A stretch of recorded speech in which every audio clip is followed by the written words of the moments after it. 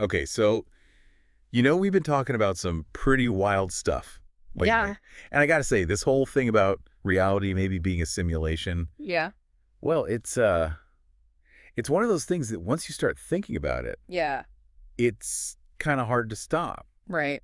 And it's crazy to think it all started for you with just a random chat with ChatGPT. It really did. And then all the stuff you shared, I mean, those sources really just took that little spark and turned it into like a huge bonfire. A bonfire of what ifs, right? Exactly. A bonfire of what So, ifs. okay, you're the expert here. Well, I don't know about that. You've read all this stuff, so tell me. Sure. What is this simulation hypothesis anyway? Yeah. Well, the main guy people talk about with this is Nick Bostrom. Okay. And the basic idea is actually pretty straightforward. Okay. So imagine you have these really advanced civilizations, right? Yeah. And they can make these super realistic simulations. Uh-huh. Like, so really, you can't tell they're not real. Well, then, statistically speaking, it's actually way more likely that we're living in one of those simulations Right. than in, like, the original real universe, the one they call base reality. Okay, so it's like a numbers game? Kind of, yeah. It's like Yeah. if there are tons of these simulations out there, the odds are we're in one of them. All right, so our mission for this deep dive is to figure out, is this just a fun thought experiment, Right. or is there something more to it? I think that's a great way to put it. Okay, so lay it on me. Okay. What are some of the strongest arguments that we might actually be living in a simulation? All right, well, one of the biggest ones has to do with computing power. Okay, So think about Moore's law. okay. You know how computers keep getting faster and faster? Exactly, and the sources you shared really highlight this. Yeah. They point out that if this trend keeps going, it won't be long before we have the technology to create crazy, realistic simulations. So we're not talking about some far-off sci-fi future. No, I mean, we're talking about something that could be possible within our lifetime. That's kind of scary. Yeah, it is a little bit. Okay, so what else? Well, there's also all this weird stuff in quantum mechanics. Oh yeah, quantum mechanics, it's like the ultimate mind bender. Totally. And the thing about it is it's almost like our observation of the universe is actually affecting how it behaves. So like if we're not looking at something, it's not really there. Well, it's not that simple, but there's this idea called the observer effect, Yeah. where the act of measuring something actually influences the outcome. So it's like we're creating reality just by looking at it. Well, some people think that might be how it works in a simulation, too. Okay, so let me get this straight. Mm-hmm. You're saying that the universe might only be rendering the details when we're actually observing them. It's a trippy thought, right? It's like the universe is a video game, Yeah, exactly. and we're the players. And our consciousness is like the camera. Whoa, okay, Why? then there's also this whole thing about math. Oh, yeah, math. That's a big one. Like the fact that everything in the universe seems to follow these really precise mathematical laws. Right, and some people say that points to the idea that there's some kind of underlying code. Like a program running everything. Exactly, but one of the sources you shared made a really good counterpoint. Okay, what's that? Well, they said math is also the language we use to describe reality. Okay. So are we seeing code, or are we just using the best tool we have to understand what we're seeing? So it's a chicken or the egg kind of thing. Right. We don't know if the math is fundamental or if it's just our way of making sense of things. Exactly. Okay, so that's computing power, quantum weirdness, and math. Mm-hmm. What about consciousness?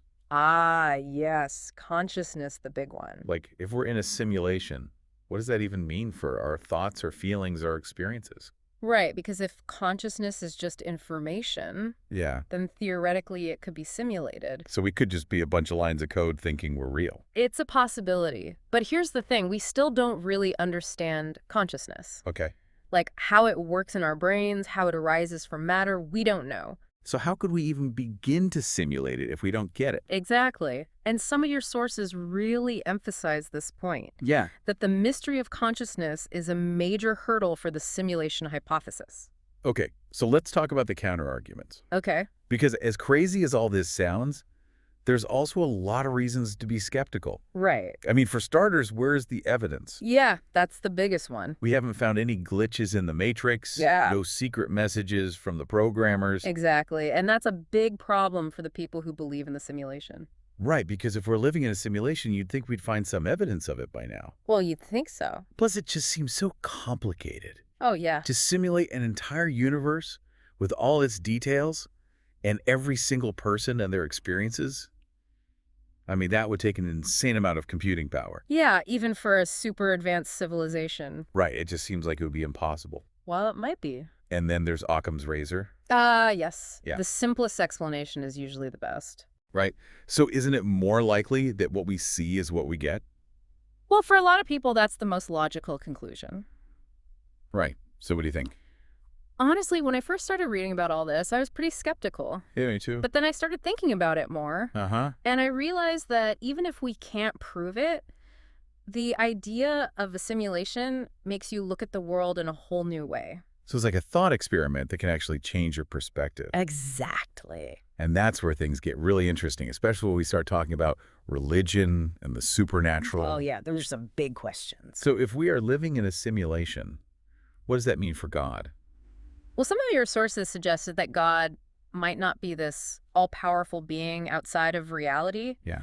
but more like a programmer or a designer of the simulation. So like the architect of the Matrix. Exactly. And what about all those unexplained phenomena? Like ghosts and psychic stuff. Yeah, exactly. All that stuff that we usually call paranormal. Well, what if those are just glitches in the simulation? Oh, like bugs in the code. Right. So ghosts could be like leftover data from people who have died. Or maybe even just some kind of weird rendering error. And deja vu could be like a memory glitch. Yeah. Or maybe even a sign that the simulation is repeating itself. Oh, okay. My head is spinning. Mine too. But let's say for a moment that we could actually prove we're living in a simulation. Okay. What then? That's the big question, isn't it? Like, would we want to escape? Or would we even be able to? And if we did escape, what would we find on the other side?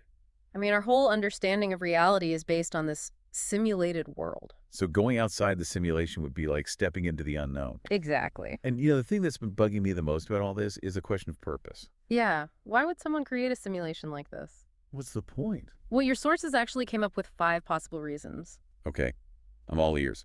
All right, so the first one is that we're part of a giant experiment. Like lab rats. Exactly. Our creators could be studying us, seeing how we behave, how we evolve. So they're like the ultimate scientists. Right. Okay, what's the second possibility? Well, it could be that we're just entertainment.